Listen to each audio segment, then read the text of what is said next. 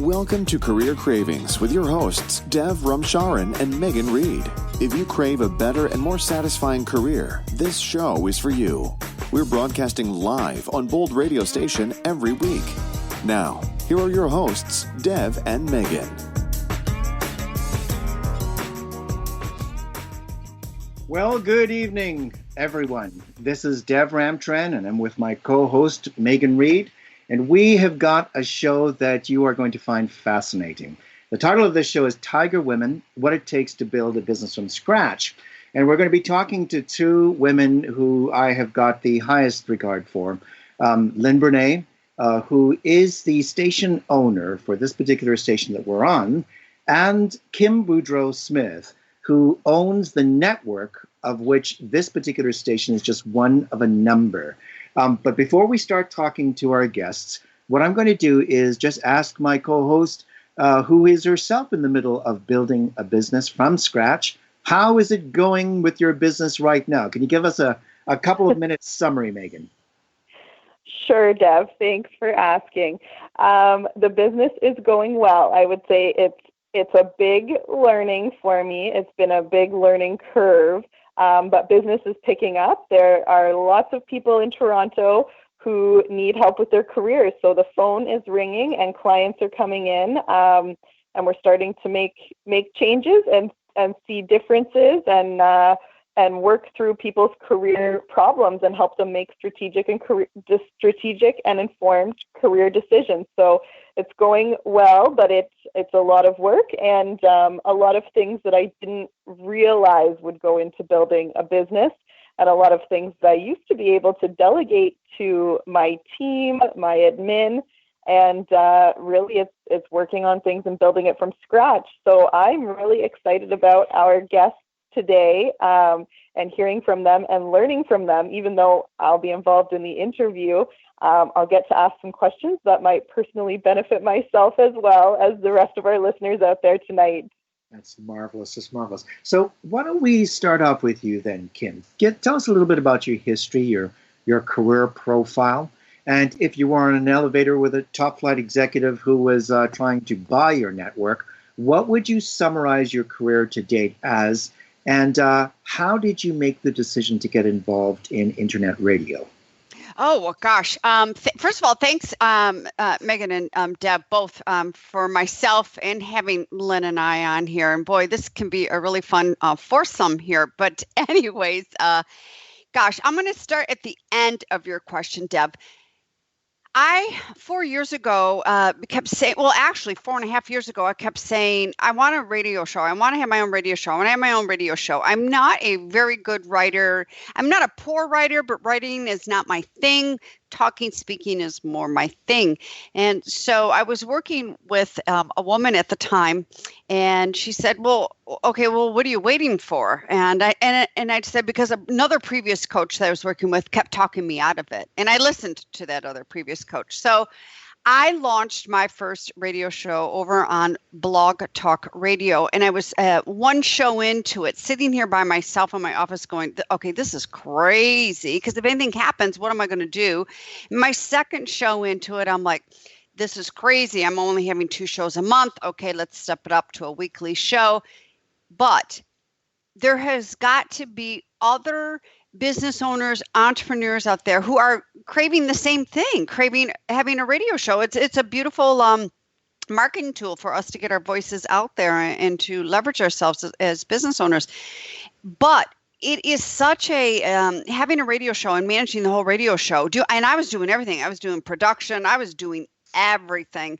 It was too intense to build the business, have a life, do everything else. So I sat here and I thought, well, goodness, there's got to be other business owners out there. So hence I birthed Bold Radio Station, but I birthed it not just to have a platform for people to come and have their shows on. I birthed it with a service to remove some of the overall that we go through as radio hosts. So that is how I got started on internet radio. And then the other part of your question, Dev, is a long time ago, I was in corporate America climbing corporate ladders and went through some rough spots. And I always felt like I was an animal in a cage and always knew I was in sales. So I was always out and about, but sales and marketing. But I always knew there was something more.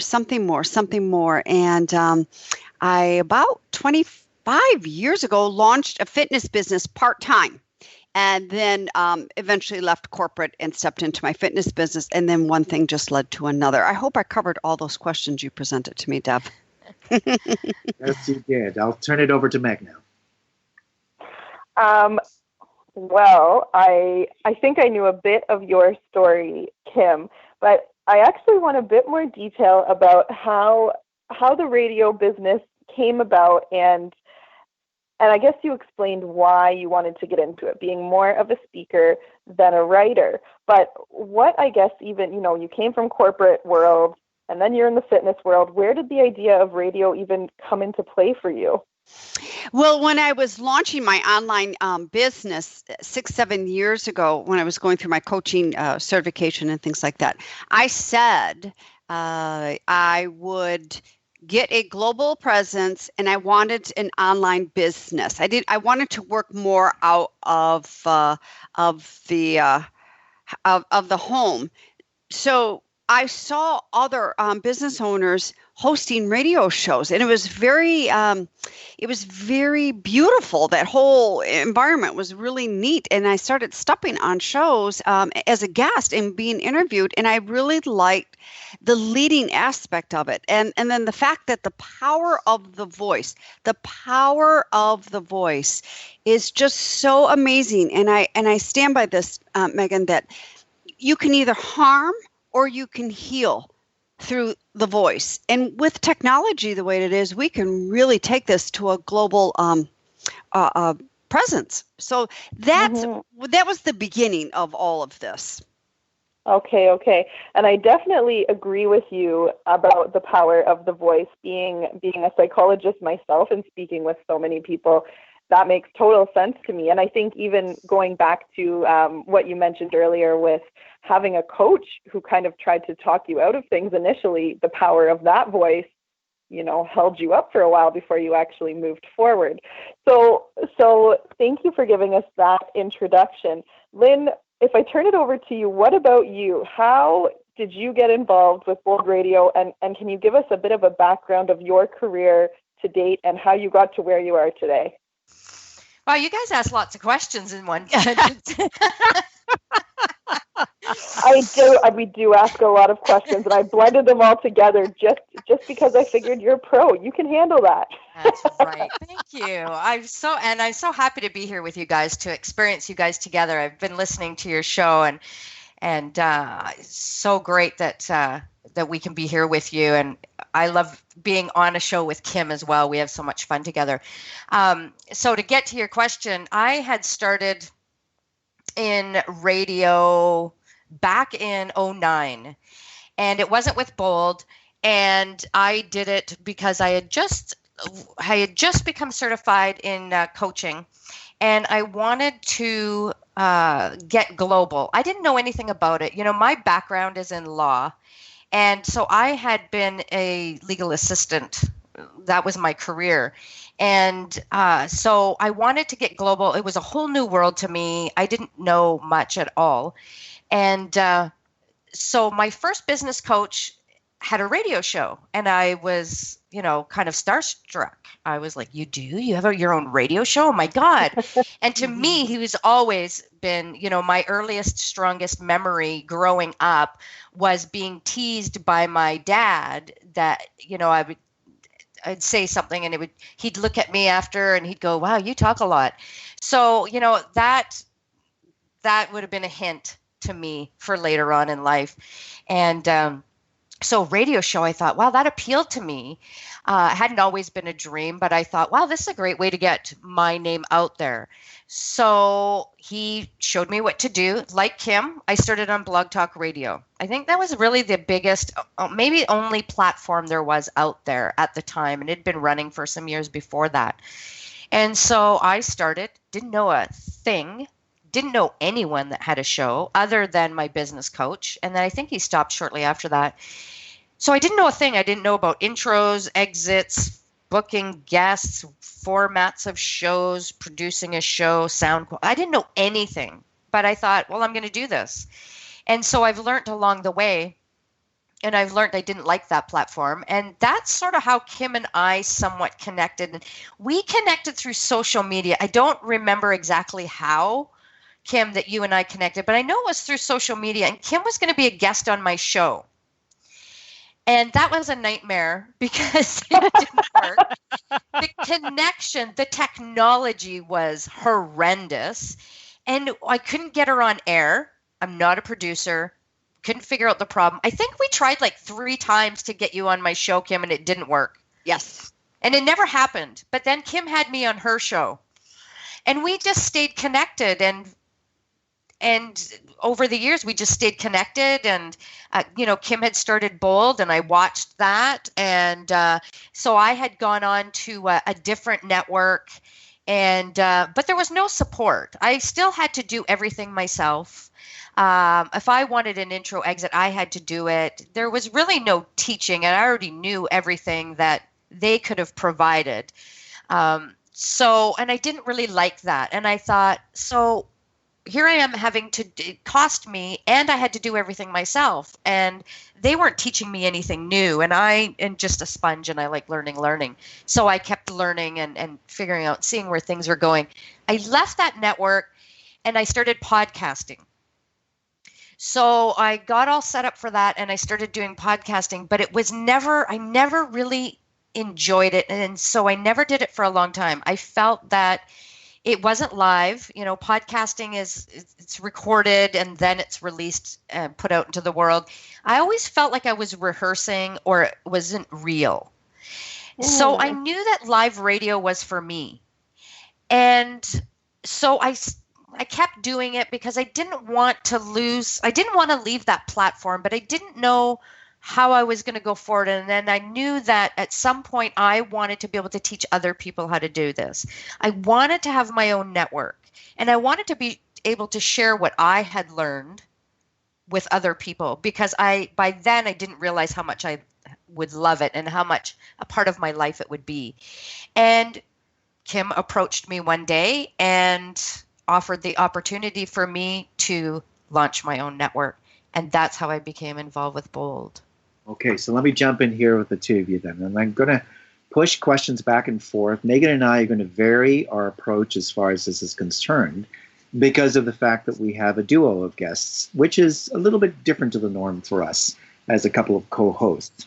So what I'd like to ask you both is this. Kim, if you could tell us first, and then follow it up with Lynn after. 10 years from now, what do you want people to say about your network? And the same thing, what do you want people to say, Lynn, about your station? Well, it's one and the same, actually, Dev. We're all one. Yeah, it's all a station. Yeah. Gotcha. That's right. Yeah. What would you say then? What would you say would be the case? Oh my gosh, I hope that 10 years from now, I hope that people can say that when they came through here at Bold, forever, whatever amount of time, it really helped them grow personally and professionally. It helped increase their confidence through their voice. It helped them get over professional hump, so to speak, and just really felt supported from Lynn and I here at Bold, and then they had a blast doing it as well, because we have a really amazing team here at Bold, and and behind the scenes we have a lot of fun, and I know a lot of the hosts have a lot of fun before they go live too. So I just hope that people can say, wow, it really helped build my confidence, and it really helped build me not just personally, but professionally as well. Good. And Lynn, look, I remember now that you're both really partners as far as the overall station/network is concerned. Yeah. But you do have a show that is your show, Lynn. Yes. If you could then do that reflection point on 10 years from now, what do you want to hear people say about your show? Oh, that it absolutely made a huge difference in their life. That they, maybe they were at a turning point and that they heard a story, a sentence, felt the energy, something that made a difference, because we don't know the difference that we make for people. And that really is the purpose of my show, which is called Find Your Groove. We all have to find our groove in life, and finding the groove is really, it's essential to living a life that we design for ourselves. It's the groove is the shortest route to get to what we want. And I want people to say, wow, I got something from it. It made a difference. It was a catalyst in the beginnings of changing the direction of that they're going in life. That it made the difference. And that's really what it's all about. That's really what we're both about, to make a difference for people, because we believe so strongly in this platform that, we eat, sleep, breathe, talk about it all the time. Okay. So I think what I'm hearing from both of you is positive on my front, because what I'm hearing from both of you is that you want to help people and you want to see people grow, whether it's through the station as a whole or through your show. And Kim, you have your show. I think, do you have 2 shows, Kim? Yes, I have 2 shows on the station right now. Yes. So you have 2 shows. Lynn, you have a show as well, and you're both running the ship. So you have a lot on your plate. But I think, like I said, I'm in my infancy in this whole thing. This is my 3rd show, 4th show in. So hearing what really gets you going and what you want to accomplish, and being so similar to what I would want to accomplish, is really exciting for me. So that's good. I think another question that I have for both of you, and that would be helpful for me to hear, but I think a lot of other people out there who might be millennials, younger like me, or also just people who are interested in radio, what advice would you give yourself, even before your radio days? What advice would you give yourself going way back to your early days, maybe 21? What would you tell yourself with everything you know now, with how far you've come in your careers? What would you tell yourself at 21 years old? I wasn't in radio or online business at 21. So is it just No. But even if you go back to where you were, about knowing where you are today, going back, even though you weren't in radio then, what advice or what would you tell yourself now that you know everything you know with your career? And although we didn't get into all the depths of everything you've done in your entire careers, you've learned a lot throughout your whole career. So if you go back right to the beginning, what would you tell yourself? Kim, you start. Wow. I mean, wow. Because when I was 21, I was going to school, working multiple jobs. I was paying for school. And something, I was a corporate girl. I had my eyes set on corporate America, because from a multitude of things. My parents are blue collar, uneducated, never miss a flippin' day of work people. So I had work pounded into my head. I did not have education pounded into my head. And I was going to be so different from all of them. My brother is a trade skill and does not miss a day of work to this day, and all that just that mentality, which is it's a good mentality, but I was going to be different from them. I was going to be the non-union white collar girl. So off I set, unbeknownst to what, I didn't know what the hell I was doing.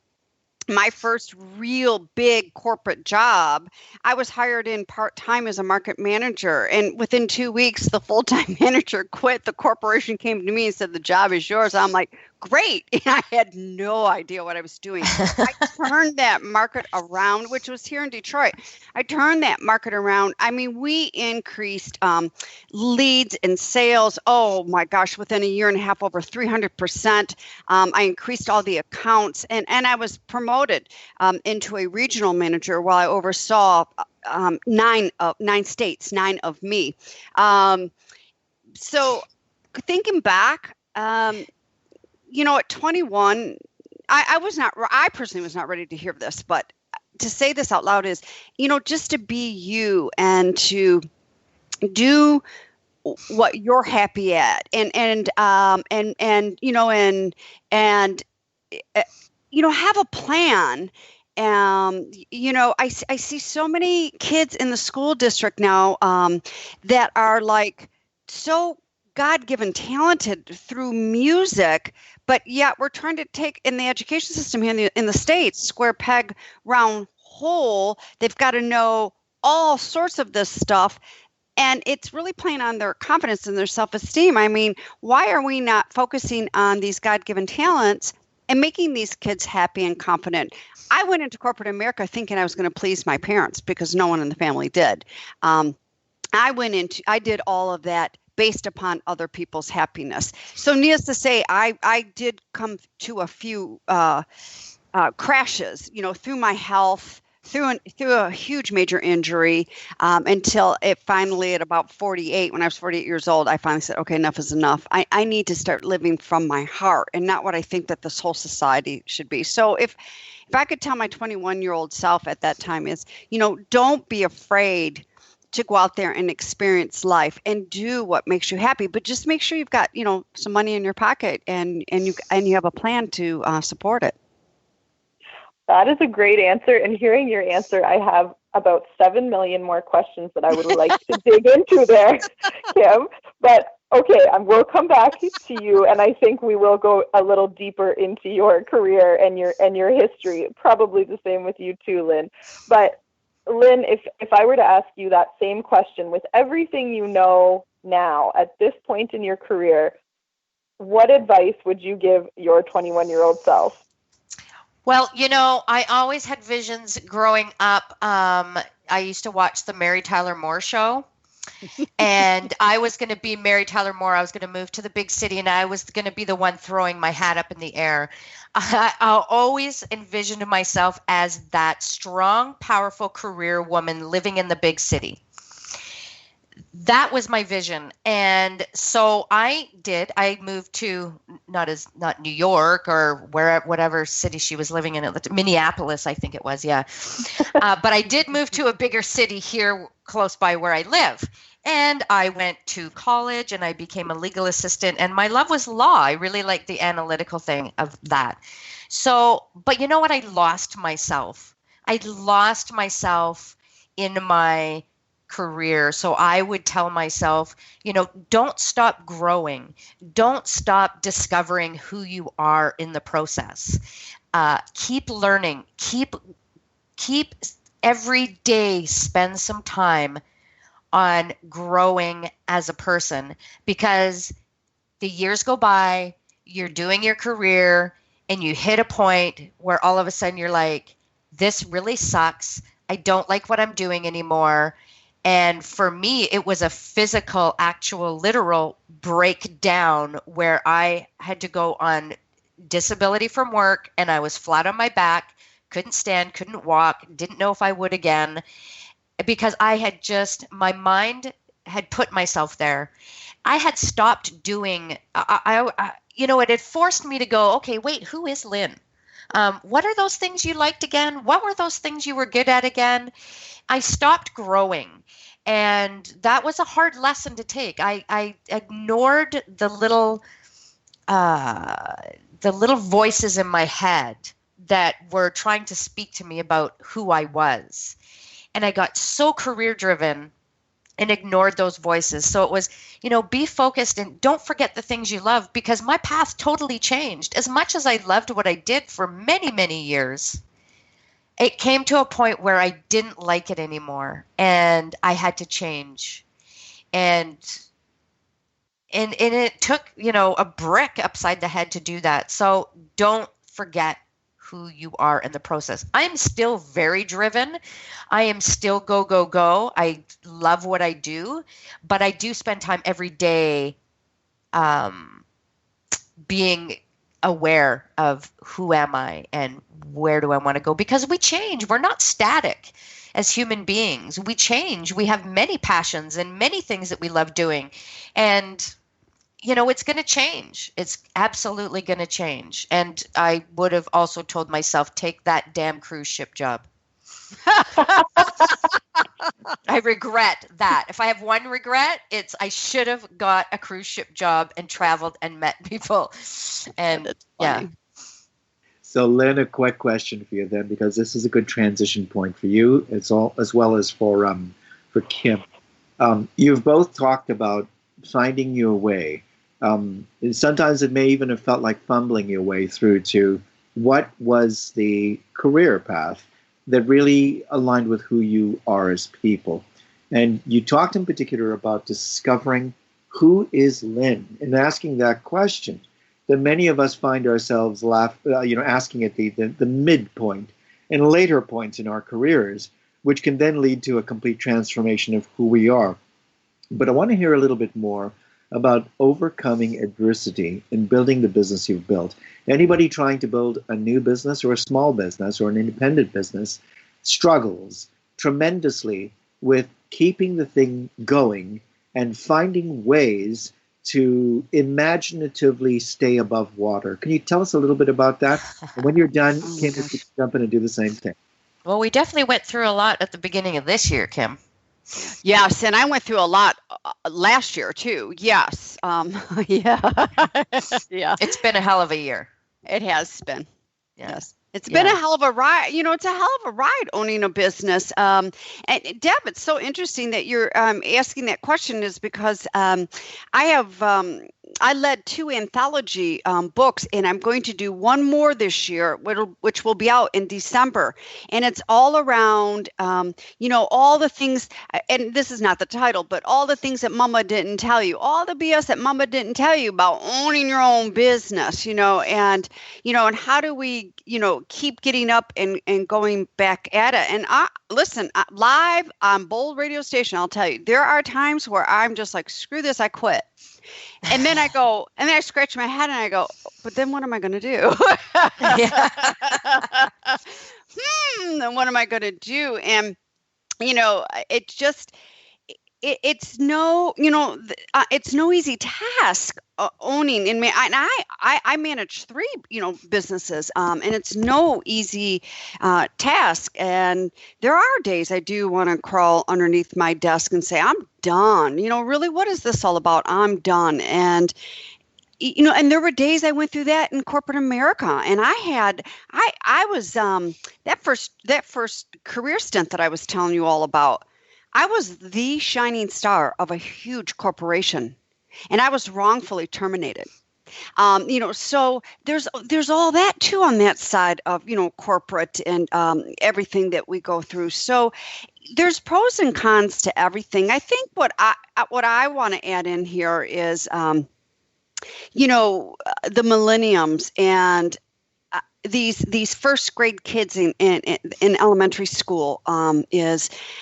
It's okay to want to be a business owner. It's okay to want to be an entrepreneur. It is okay. I feel that in this day and age, this 21st century that we are in, it's time for us to start teaching the millenniums and the youngers. I mean, elementary school, start teaching these kids that there's options, that we don't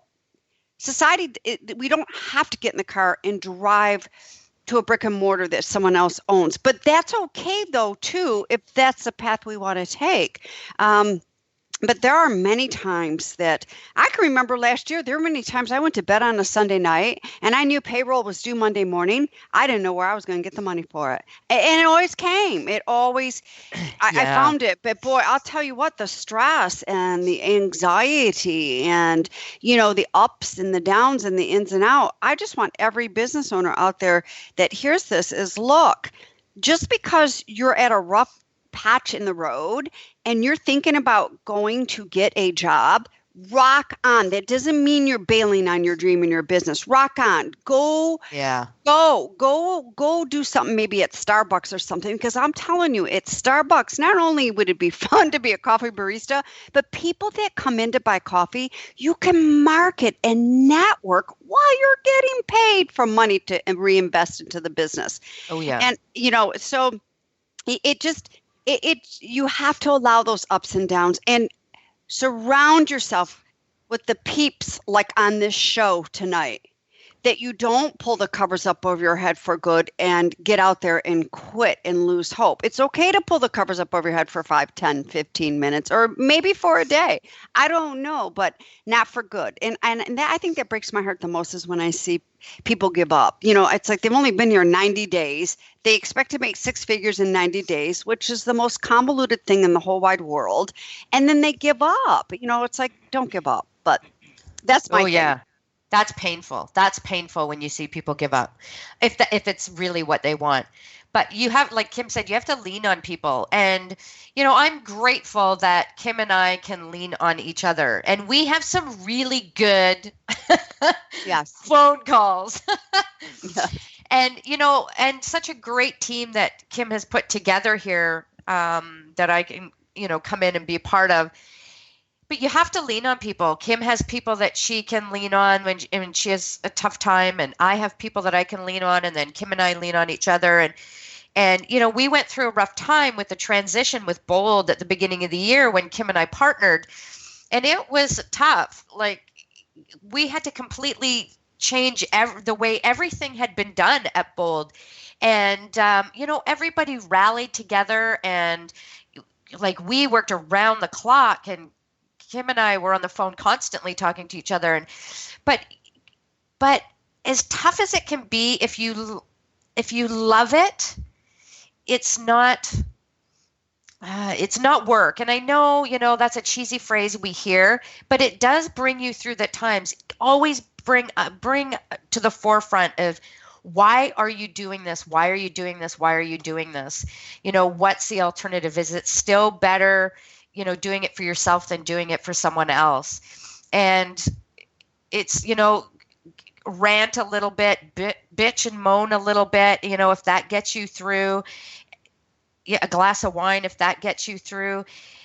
It's just remembering all the time, why am I doing this? What's the legacy that you want to leave? What is the difference that you want to make for somebody? And there are some times that it's like, yeah, screw this. Like, I'm stopping this. I'm going to go get a job at, Tim Hortons.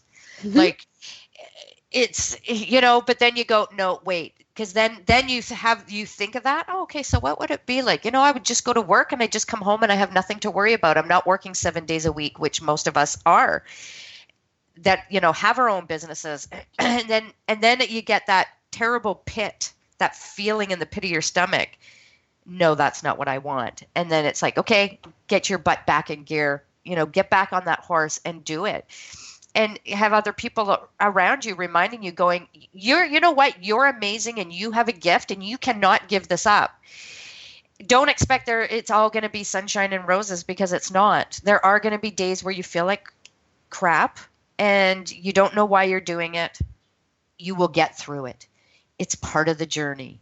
It's part of that process. And those times make you stronger. And sometimes it's the lowest times. It's the times where you crack and you crumble that more light can come through. And that is what's going to feed you. Mm-hmm. Wow, that is very powerful, especially for me listening to what you have to say, because in being a new entrepreneur and just really starting less than 2 months ago with my business, I've had that instability or those feelings where I'm thinking, oh my gosh, I'm losing my sanity, or can I do this, or is this what I want to do? Yeah. So I think hearing that from you really resonates with me. And I think something that neither of you directly said about working through adversity, but I think both of you kind of embodied it with what you had to say, is self-talk. The way you both just told your advice and what you would do to get through some of those harder things, like leaning on people and just keep working, don't give up, ask yourself what it is that you really want and keep going towards it. I think in that both of you had a lot of self-talk about not giving up and about continuing to move towards your goals. So Yeah. so You have that's- to. yeah. You have to. You know, You're either talking out loud or you're talking in your head. That's the power of your voice. yes, You know, exactly. you have a voice for a reason, and if Yeah. you're muting yourself, it's gonna be loud in your head. So where, you got to find that balance. For me, I really have to speak it. I talk to myself all the time. If I'm having a rough time, I am walking around the house talking out loud. That is an energy that needs to move, and for me, that's what gets me through those times. Everybody has different ways that they do it. For some people, they journal. If writing is their gig, then that's their gig. For me and Kim, it's our voice. We can express ourselves, and I always reminded of when I was a kid being told I talked a lot, and that's, back then it kind of got me in a bit of trouble, and now it's paying off. And it's just being aware of that. And you use your voice. For me, that gets me through. It's either going to bring me down or it's going to lift me back up. And, if you don't have these tough times in building a business, you're not going to build the strength. You're not going to build the entrepreneurial muscle that it's going to take to deal with the other things that come along. Yes. Yeah. Mm. Yeah. So Megan, we know that you're a fairly new entrepreneur. The other thing is too, and that's what I was meaning earlier. The voice can either harm or heal. It's that internal voice, and then we turn around and we just, we say it verbally, whether it's to ourselves or whether it's to other people. It could either harm or heal. But the other thing is to gather yourselves around the peeps. I mean, the peeps. Yeah, essential. The peeps. That have been there, that go through that are ahead of you, or now they're next to you, side by side, or they're behind you, or it's gather yourself up. That village of those peeps. And never stop learning. You have to find the reason. There's always a way. And you just have to find that way and don't stop. But you'll also have to be cognizant in how you're feeling, because I did reach a ceiling. I reached a point, probably about 4 years back, where I was hating everything. And I thought, this is not how I want to feel. This is not why I started. So I had to start picking apart what I had created in my business and went, you know what? I don't like doing that. I don't care what they say. I'm not doing it. Bye. Okay, I don't like doing this. It's not my strength. I'm not blogging every day. I'm not a writer. Accept it. I'm not doing it. That's not for me. And I don't care what anybody says. Maybe it worked for them. That's not how I'm going to do it. And I had to sort of deconstruct and reconstruct again to come to a place where I wasn't hating what I was doing, because you have to enjoy it. That's why we started doing this. Mm-hmm. That's why I left the job that made me crippled, because I was hating it. I wasn't going to do that again with something I had created. So you have to and find those people and be cognizant of how you're feeling, and don't do things because they say you should do this and you should do that. You know what? All these things are great, but you have to find what works for yourself. Yes. But you have to have people in your life. And I'm one of those people guilty in the beginning. I can do it myself. Very strong, independent person, which is great, but it can have its drawbacks. You have to be vulnerable enough to open up to people and find those people and say, you know what? I don't know how to do this. I need help. How do I figure this out? Where do I go? Do you know somebody? Never stop asking questions. And luckily that is something that was driven to me by my dad. Don't stop asking questions. There's a solution. And I was taught every problem has 3 solutions. Figure out what they are and find the one that works best for you. Okay, so that is some wonderful guidance. Look, a question for you both then. You're both independent, strong-willed, driven women. Now, I'm not going to ask you about the flashpoints in building a partnership. What I'm going to ask you is this. Given the length of time that you've both worked together, what would you say are some of the first principles, the guiding principles underlying building a strong and durable partnership in business? Oh, okay. Well, first of all, the partnership is, first of all, it's got to have a sense of humor to be partnered with me, number one, and number two, the mission and the vision and the authenticity and the integrity. One is, once you have two partners that are into the vision and the mission, and I know Lynn eats, lives, breathes radio, and I do too. And we are the power about voice. We do like to talk better than writing. We have so much of that in common.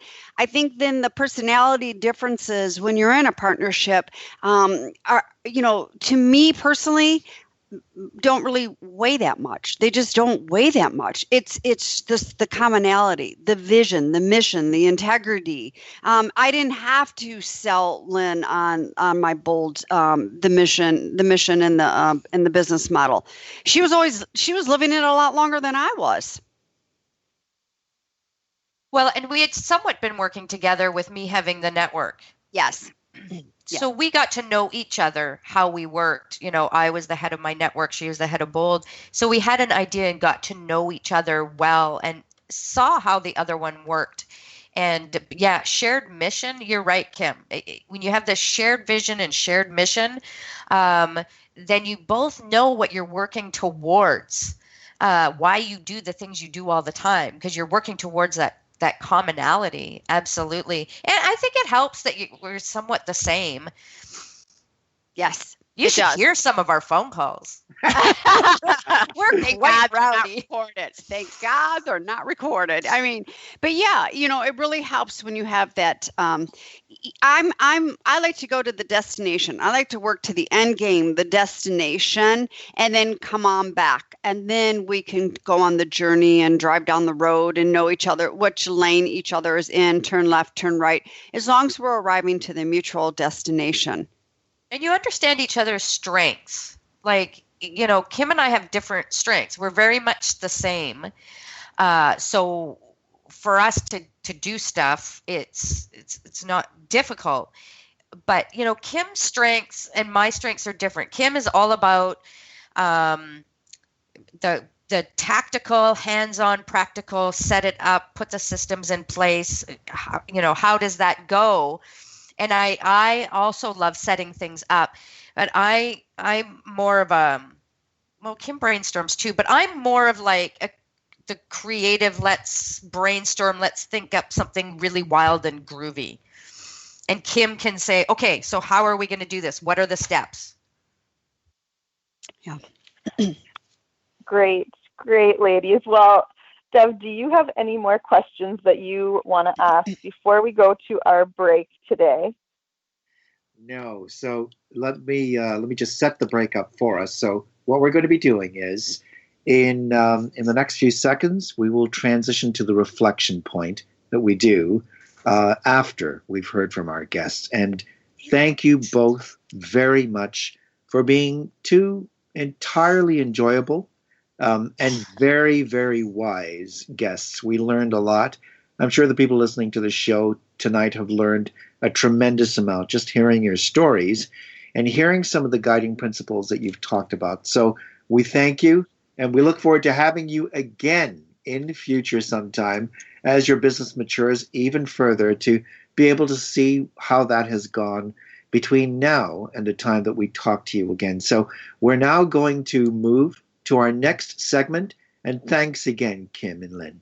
Thank you. Thank you. You guys are great. Thank you. This was fun. Yep.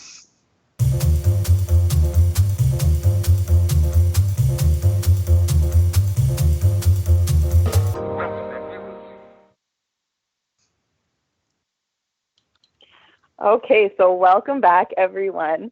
As you just heard, Kim and Lynn talked to us today all about the radio station, Bold Radio, what it was like to set the business up, what it's like to be an entrepreneur, and really they are Tiger Women. Our title of the show really fits with these two women. And I think for me, listening and speaking today, this show could have gone on for 2 hours instead of one, because like both of them said, they like to talk. So with that, I guess getting into a bit of reflection or summary, or what I took away today was a ton of information and a ton of points. And I think I'm going to have to go back and listen to the show and really reflect on everything they had to say all over again, because I think more than any guest we've had so far on the show, I think they will be the ones that I learn from the most on a personal level. And of course, with each guest that we have on the show, we hope everyone can listen and everyone can learn. But I think this is a special one for me. So I think a few things, even though Kim's story and Lynn's story and how they got into radio, you know, they came from different places. Kim came from a corporate world and sales and marketing, and then the fitness world and being an author, whereas Lynn came from more of a legal background, both very different, but ended up in the same place at the end. And like they hit on, even at the end of what they both had to say, they have a lot of similarities. And I think really that is my belief, that having a similar value set is what makes a partnership work in a business. If you have different interests, if you have different personalities, as long as you communicate well and you have at the end of the day the same values and the same goal and the same drive, you make an excellent partnership. And I think that's what these two ladies have done and are continuing to do with Bold Radio. I think lifelong learning was something that Lynn brought up a few times. And I think for any entrepreneur, that is going to be a big one. If you assume you know everything right from the get-go, you're bound to fail. You need to know that there's more to learn and be able to reach out and ask other people for help. And like both women spoke about, lean on other people. You can't do it by yourself. You need a village. You need to know when you need help. You need to know when you need a break. Don't be afraid. Keep working hard. But if you need to take a break, it's okay. I think something else that Kim hit on a couple times, actually, I think Lynn said this too, was really about listening to your own voice. We spoke about the power of voice and how we can reach so many people on the radio. But I think listening to your own voice is so important. And I think that's what both of these women did. They had to dig in and really reflect and realize what was and wasn't making them happy, and work towards what does make them happy. And that is Bold Radio and what they're doing right now with the team of hosts and producers and everyone that they're working with. So I think hard work, finding your own happiness, being true to yourself, honest with yourself, and I think having a partner is great in the whole scheme of things. I think those are really the big lessons that I learned today, and I think that's what I mostly take away from their conversation with us today. So again, I want to thank both of you for coming on the show, and I think, like I said, I'm going to have to listen again, because I probably, when I hear it a second or third time, will have way more points to reflect on. So I think that's what I have to say. Dev, what did you take away from today? Well, once again, we had two incredible guests. And these are two strong women who have had a strong sense of what they have wanted to do in the last few years anyway. But always, I think, what seems to have been in the inner part of themselves is a strong feeling that there was something big, there was something that was going to impact the world, that they would both be individually involved in. It's quite interesting that they were both drawn to coaching as an area of endeavor and of certification in education, because what that means is that they both have, as a component of their personality, something that involves helping, the skill in the area of humanitarian support to others, the ability to and the willingness to dig down into someone else's life to provide relief or guidance or encouragement. And one of the things that really stands out for me when reflecting on the things that Kim said has to do with, as you pointed out, the inner voice.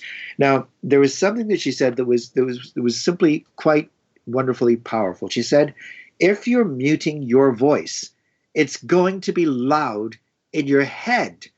So what Kim was talking about is an authentic life, a life in which we're true to who we are as individuals, where we explore what we are supposed to be doing. And what seems to occur for every one of us, though we don't always think of it or frame it this way to ourselves, is experience creates a kind of inner voice.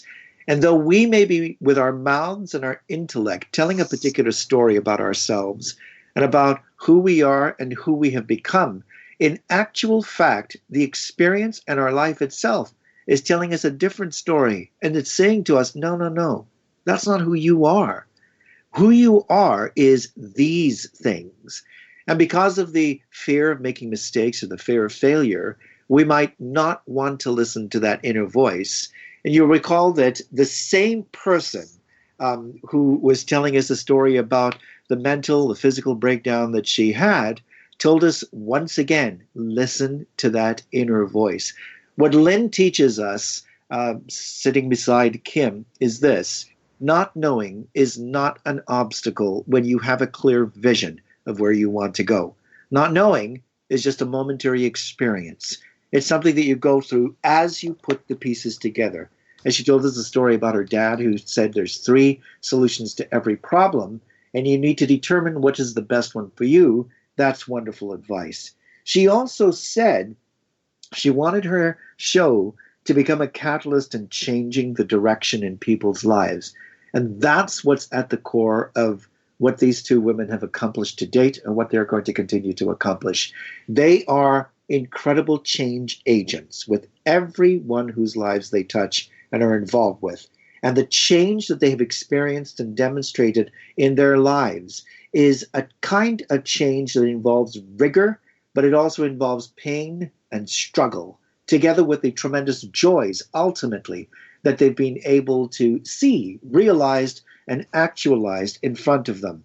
The show that she has is definitely going to be a catalyst, but more than anything else, Lynn herself is going to be a catalyst for everyone that she engages with and everyone that she interacts with in her life.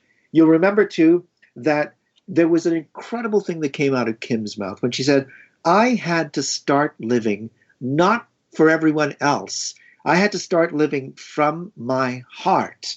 Now, that's a metaphor for that inner voice of experience, which itself seems to speak to us as we're going through our careers, our lives, whatever the case may be. But to articulate it that way was as precise and as powerful as it can be. We need, all of us as professionals, as people with heavy career cravings in our lives, to start living from our hearts, not from what our mums and dads raised us to be, not from what the people around us tell us we ought to be. And I'm so glad that Kim basically ignored the advice of the coach, and just think how shocking and idiotic that is, who told her that she should not pursue a natural gift and go into radio.